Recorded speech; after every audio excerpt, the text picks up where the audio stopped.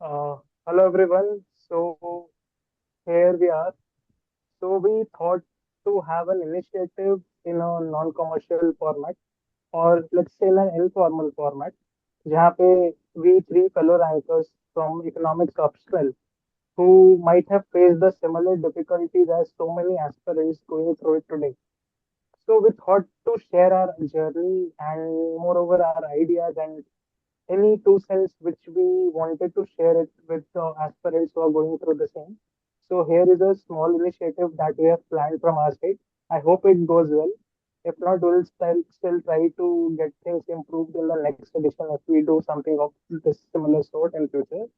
So today we have with Dhwanish rank 108. He's from economics optional, and we have Shubhra as well. So she'll also be getting into the services with the very reputed IRS income tax, and Dhwanish will be getting the Indian foreign services. So welcome you guys to this economics podcast, online medium may say.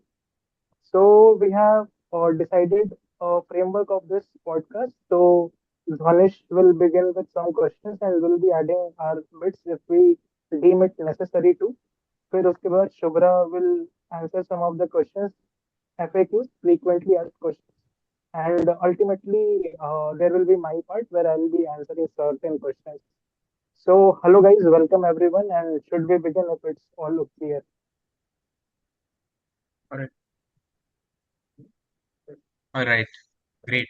Um, so thank you for the So, introduction, Dhwanish, Raghav. starting with you.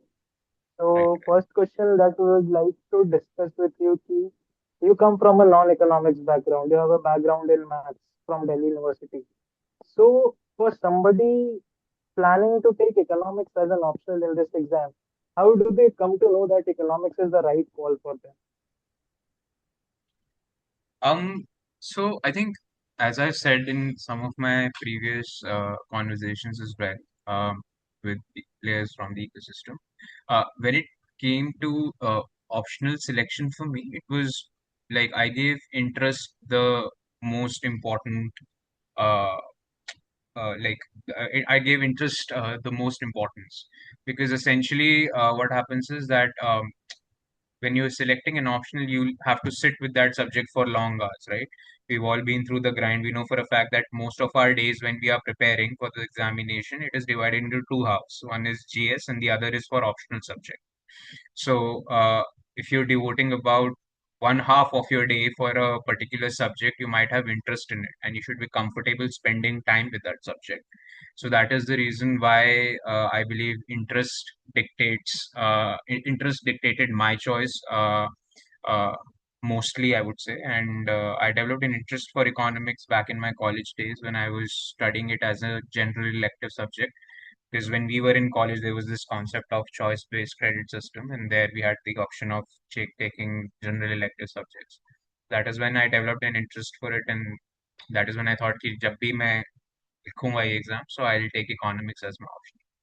So I would advise other aspirants also if they are in the dilemma of choosing an optional subject, any optional subject, I would say start off with interest. Make a list of subject that basically interests you. Then probably look at the syllabus, look at the resources, and still see whether or not you're enjoying the subject. That will take probably a couple of weeks' time, but that will be a time well spent, I would say. That experimentation, that thorough understanding of the subject is very well required to take the right call. And then eventually you can get into the rut of actually preparing that subject.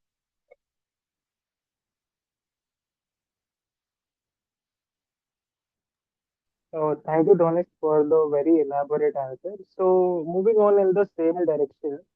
Another frequently asked question by aspirants coming from non-eco background is that if they're opting for economics optional, what are the things that they should be keeping in their mind while venturing into this arena? I mean, I think so. For me, when I was selecting economics, first of all, I made it a point to be very thorough with the syllabus because unlike you all, I do not have a graduation in economics, so I do not really have any formal training in economics per se. So for me, understanding the syllabus and getting comfortable with the syllabus was very important. So that was number one. In the first few weeks when I was starting off my preparation, I invested heavily on understanding the syllabus, understanding the need, understanding the timeline. कि यार कितने time में होगा actually. If it takes 6 or 7 months, whatever it is. So that accordingly, the overall timeline of my preparation is crystal clear. Then second is the resources that are required. Sure, please. Sorry to interrupt, ये जो आपने बताया कि 6 से 7 महीने लग सकते हैं, so Hmm. was this the period where you dedicated your time solely for optional, or you did a mix of GS as well as optional?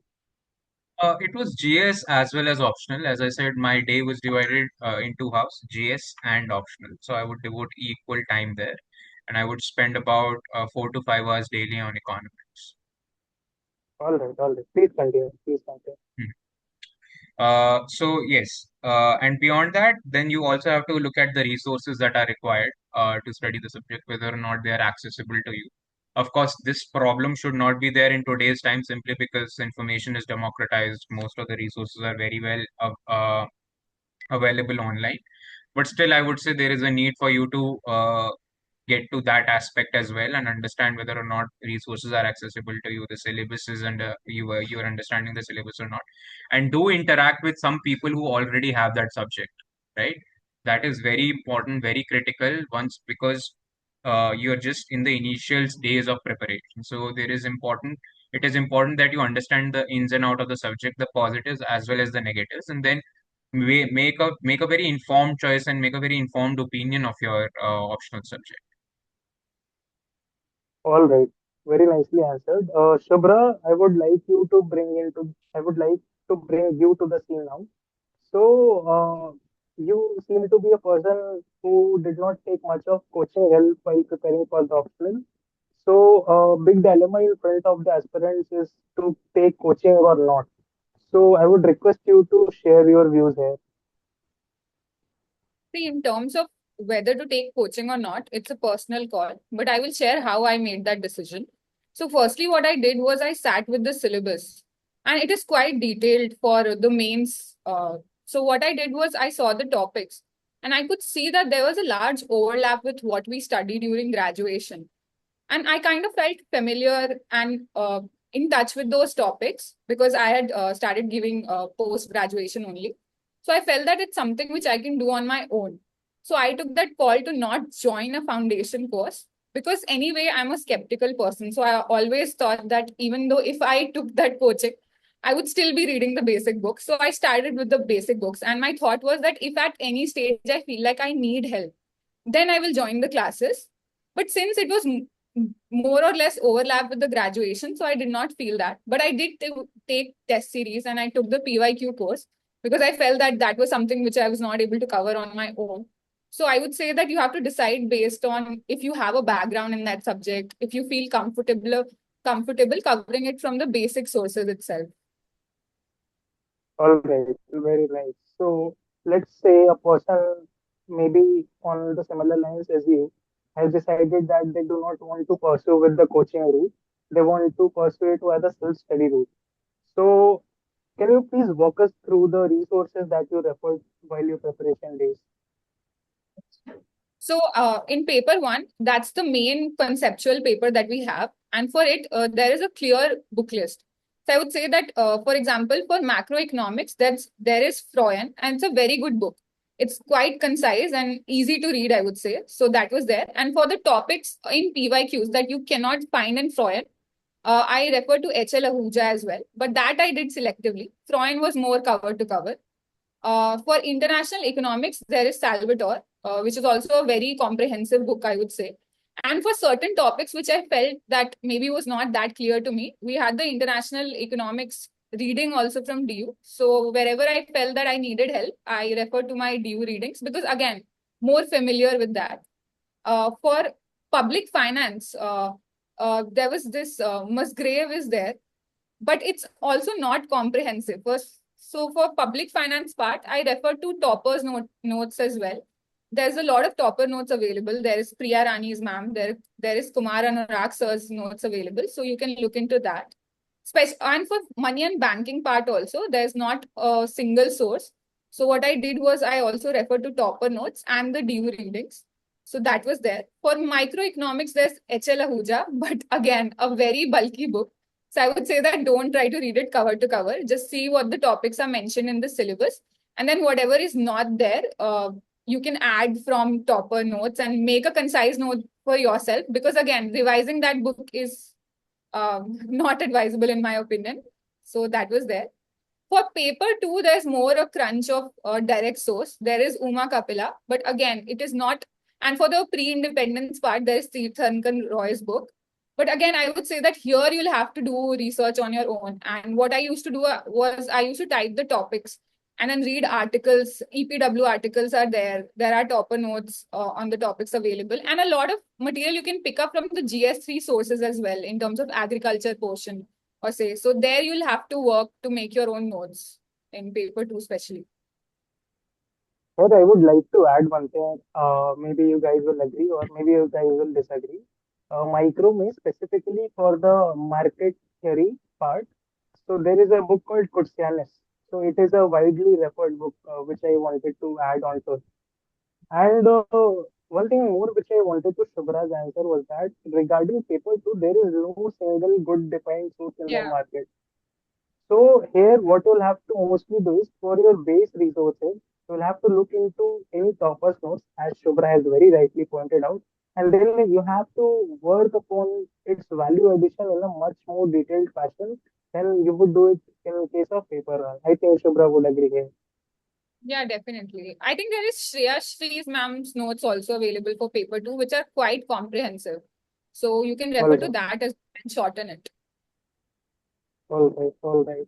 So coming back to Dhwanish, so Dhwanish answer writing test series कब कैसे कितना इस पे कुछ बताइए please share your views है.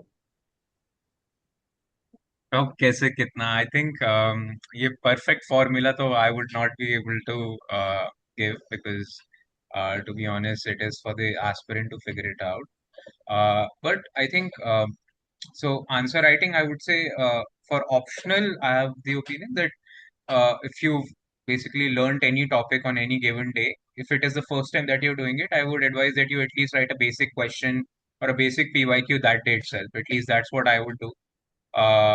Whatever was basically taught to me in the class or any new topic that I've studied for both for paper one and paper two, I would search for PYQs for that particular topic, and I would make it a point to at least write one or two PYQs that day itself. Uh, but it is recommended. It is not compulsory. It is just that writing, because economics is a technical subject, so writing early on will give you a fair bit of clarity, especially if you're not coming from economics background. Because there is a way to writing economics answers as well. You have to there is a traditional way to write economics answers, and you basically have to respect the subject's requirements as well.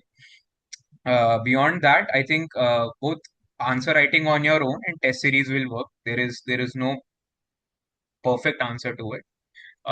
The only plus point for test series is it basically gives you a regimental routine, and it allows you to cover the syllabus in a structured manner. So there is a timeline attached to it, and there is a regimental routine attached to it. So it basically instills discipline and ensures comprehensiveness.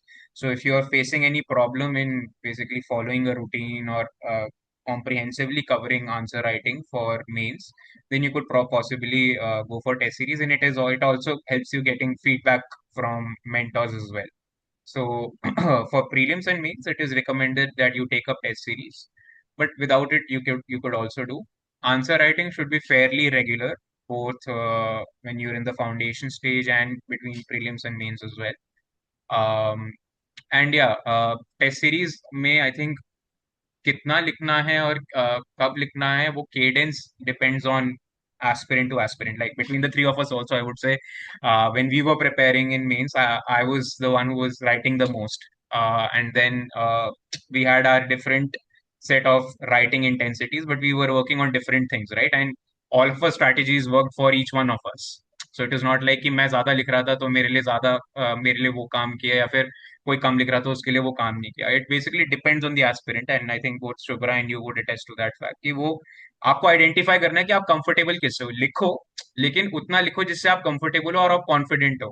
At least वो prelims और mains वाले phase में आपको confidence building measures की तरफ जाना चाहिए कि do everything and everything whatever is possible to build instill that confidence in you कि whatever the commission throws at you in the examination you will be able to handle it in those 3 hours.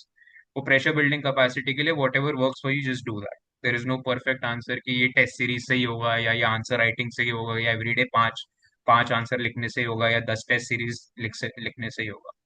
You figure that out for yourself, have that flexibility, have that nimbleness, and have that presence of mind. And I think it can be figured out by any aspirant. So here, what I would like to do is to add one aspect from my own side. कि जैसा ध्वनिश ने बोला कि well while he was studying the topics, he made sure that he would write one answer daily or two answers daily from the respective topics that he studied for the day. So in terms of answer writing, I had a different strategy. I do not recommend it to anyone. I'm just saying it because I wanted to point out that there will be n number of topics and there will be n number of strategies. So I think we are mature enough and we are, very much comfortable in understanding the different point of views of other topics just to get you out of the FOMO trap. कि आपको ऐसे ही करना है तो ही exam निकले. No, this will not work.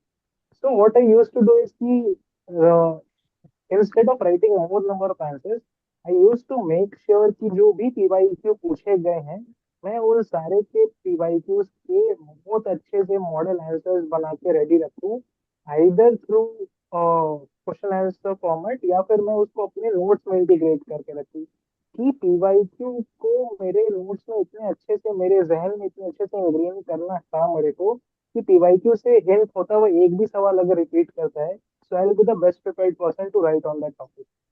And रही बात test series की, so people do two things here. Either they will write a test series before the mains exam after they've cleared prelims, or they can join a year-long test series as well, which might come with different courses, or you can join it on your own.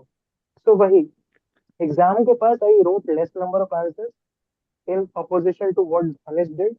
Maybe Shubhra did something else. But before the prelim stage, I wrote n number of answers. I wrote more tests just to get myself in the zone where anything was thrown to me and I would be very comfortable here. Shubhra, would you like to add something here? Yeah. Actually, I followed the same approach as you. What I did was before, so in the first mains, my one mistake was that I had overwhelmed myself with test series. So I'd signed up for everything, the optional test series, GS test series, and then I could not keep up with either of those schedules.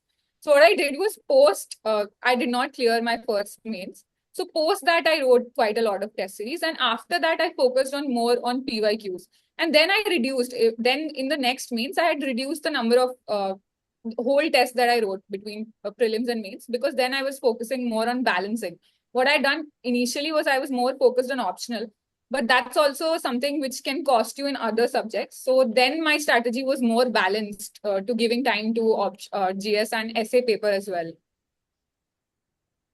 All right, all right. So Shubhra, let's continue with you only. PYQ I'm लिखने के sorry, test एक paper एक से.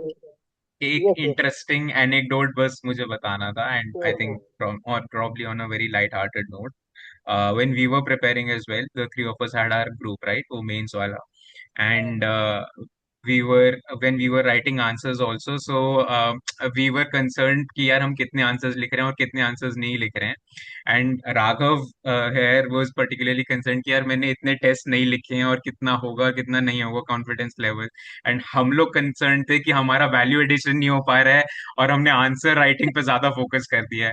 तो eventually the message that we want to communicate over here is कि it is okay to have a different strategy than us. Okay, whatever works for you. Just have that confidence कि eventually it will all settle in if you are putting in your efforts and you have conviction in your strategy. It'll work. And वो आएगा, मतलब उस level का tension और anxiety आएगा. That was very much there in our minds as well when we were preparing. अगर वो screenshots हम लोग अपने ग्रुप के सर्कुलेट करेंगे तो आपको पता चलेगा कि हम कितने एंग्शियस थे. And Especially you the last basically month. exactly.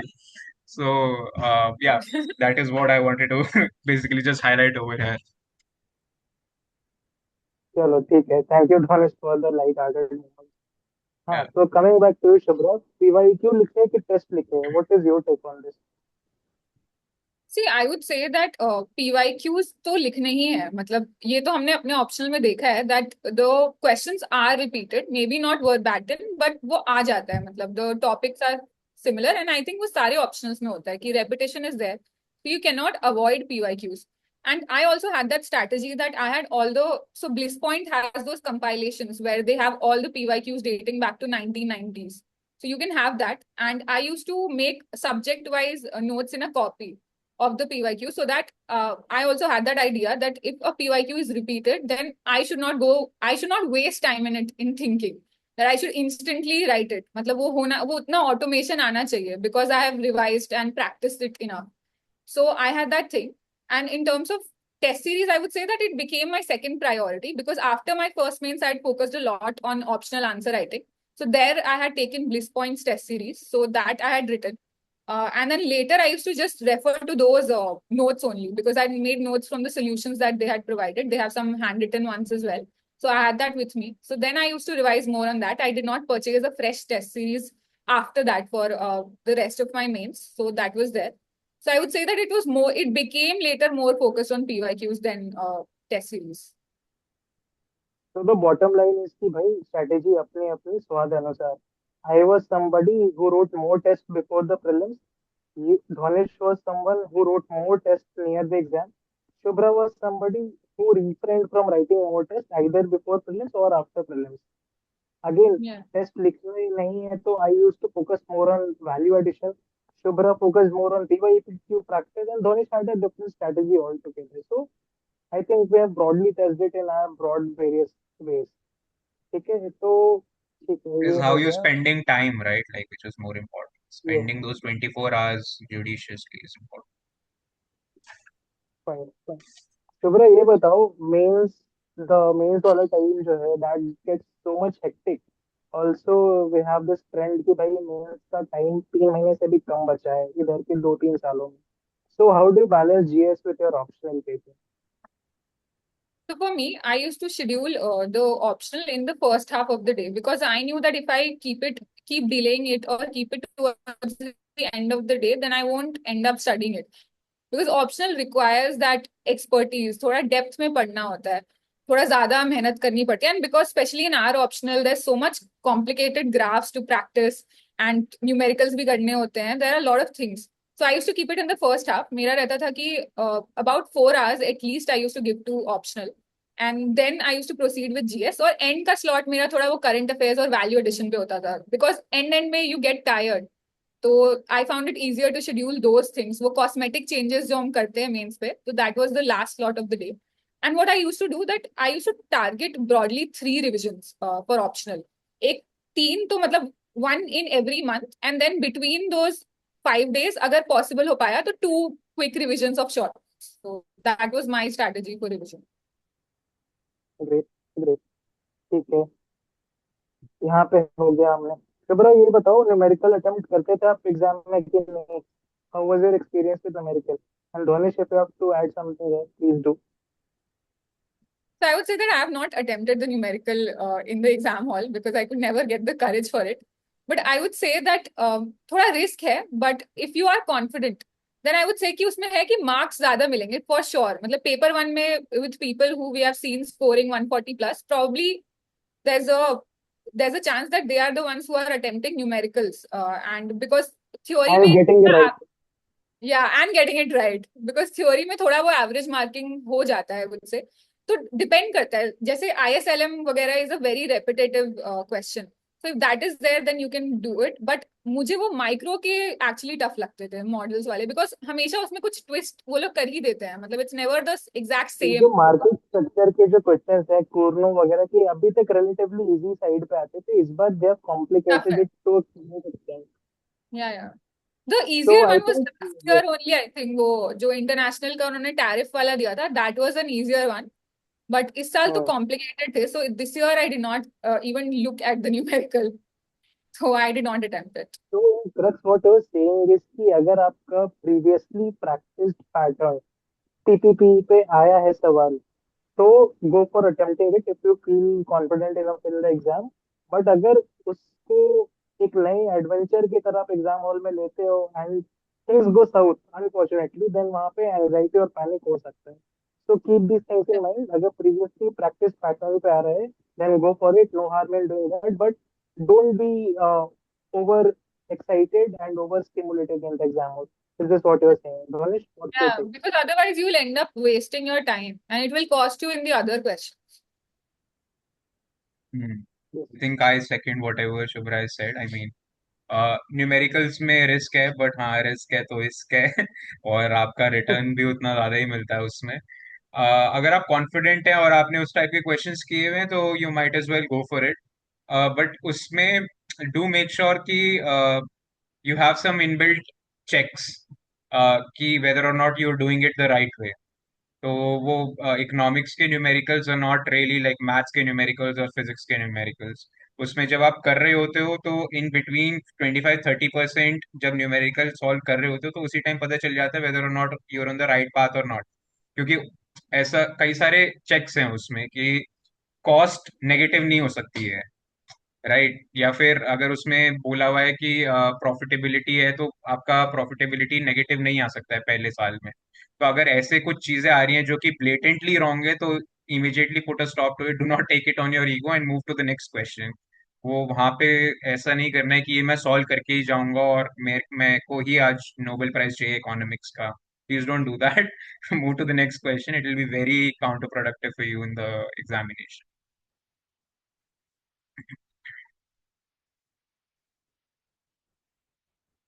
Raghav, you're on mute. Yeah, thank you.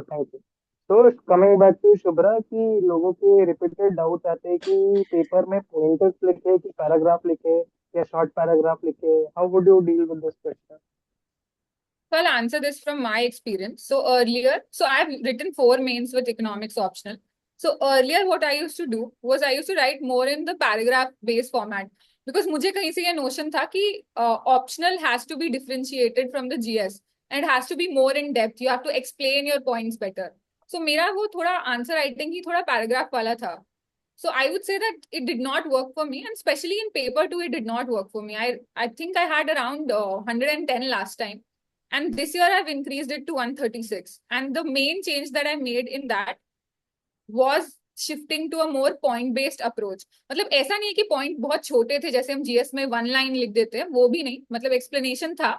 But ये नहीं था कि पूरा मतलब 1 long paragraph was never there. मेरा था कि जितना ज्यादा पॉइंट्स आ जाए, जितना ज्यादा वैल्यू एडिशन उन पॉइंट्स में हो जाए, मतलब कीपिंग इट मोर प्रेजेंटेबल, थोड़ा स्ट्रक्चर उसमें लाया. So I would say that in paper two it's easier to do. So you can definitely try that. It work for me. Again it's something you'll have to practice. But in paper one I would say that थोड़ा scope कम होता है because आपको कुछ model पूछ देंगे, उसका explanation है, आप उसको कितना पॉइंट में ब्रेक करोगे. तो एक बार जस्ट सी द मार्क्स का डिस्ट्रीब्यूशन. लाइक 10 मार्कर में करना मुश्किल है because they are directly asking you something. तो वहां पे नहीं हो पाता था. बट जो मतलब बड़े क्वेश्चंस होते हैं, अब लुईस मॉडल पूछ दिया तो उसमें आप थोड़ा एक्सप्लेन करोगे तो उसको पॉइंटर्स में कर सकते हो, इम्प्लीकेशंस बता सकते हो, कुछ क्रिटिसिज्म लिख सकते हो. सो दोस कैन बी इन पॉइंटर्स. सो वहां पे आई वुड से दैट आप करने का ट्राई कर सकते हो. But mostly in paper to it works in my observation I would से. Dhwanish, should we end this meeting and start a new one as of now? Because we are short on I time for this one. I think we can take one more question and then we'll end this one and start again. Yeah. ठीक है. Dhwanish, tell us this कि interlinkages का क्या role है optional में, जो toppers हमेशा से रिकमेंड करते हैं पेपर टू का कंटेंट फिर paper one and vice versa. Shed some light on this please. I think काफी ज्यादा रोल है एंड आई वुड से कि often we get ask questions कि how do we get more marks और differentiating factor क्या हो सकता है पेपर वन जैसे एग्जाम में जहाँ पे it is very technical and you're ask theories and numericals, right. तो उसमें it becomes very challenging to differentiate your answer from others. In that particular aspect interlinking it with paper two concepts become very important because then it will convey to the examiner that you do not really not only do you understand the theory, but you also have a fair understanding of the practical application of it.